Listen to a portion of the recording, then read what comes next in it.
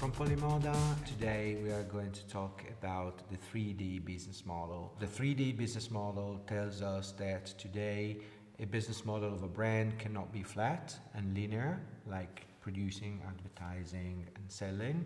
The approach must be more holistic and flexible to fit into the chaos of today. Let's say it must be three-dimensional. The 3D business model is made of three parts: the product, the appeal in the society, and the brand identity.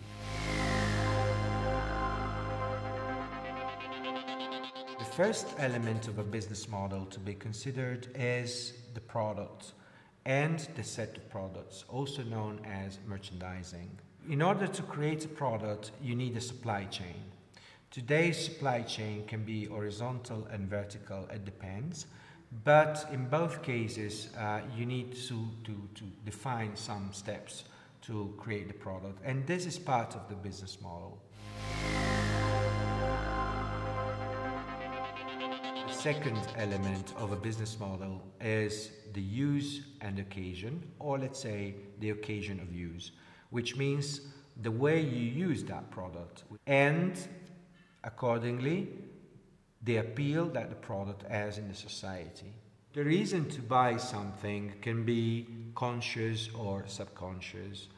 We think that we act consciously, for example, when we buy, considering the value for money, so what we get for a certain price, and this is rational, or we think it's rational, but in the very end what we did was already there. We thought we were buying, and then we were finding a justification for that. So basically what I'm saying is that the majority of our purchases are instinctive. Trends in the society play a big role. When we decide to buy, we think we are rational, but we are not. We are influenced by kind of viruses going through the society. When a brand is able to catch the trend and visualize it in terms of product and image, it's bingo. It means that everything matches.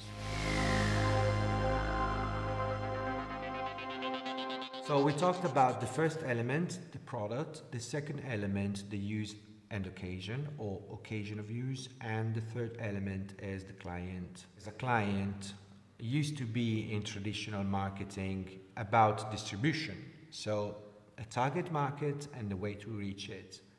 While today, in the chaos we have in the society and in the fashion system, it's more about finding a tuning between the client intended as a person and the brand persona.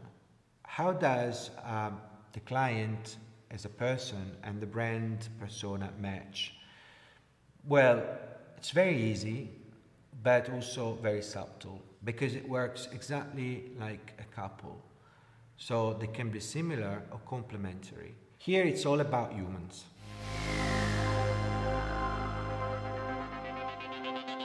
The three elements of a business model are the product, the use and occasion or occasion of use, and the client / ID of a brand. When one of the three elements changes, the other two do consequently, willing or unwilling. When you decide to lead this change, you can also create value. A very simple example. If one day you just decide to go downstairs and buy something, a grocery, and you go out in pyjama, well, in that moment, what you used to wear at night becomes for the day. So an idea comes to your mind as a producer of fashion, and you decide to produce pyjamas looking like outwear, or outwear looking like pyjamas. And in this case, you have a new category of product or a new line. In this case, the client will change. Most probably it will be a nonchalant client, somebody who doesn't have problems to wear a pyjama outside.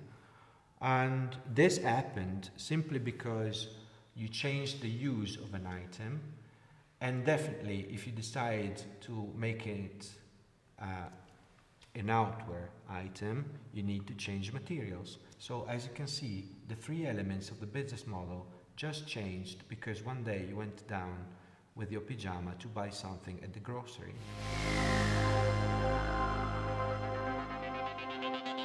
So, to summarize, we said that every brand needs to have a business model, and in today's industry based on chaos, the most flexible business model is three-dimensional, and the three elements are the product, the use and occasion, and the client.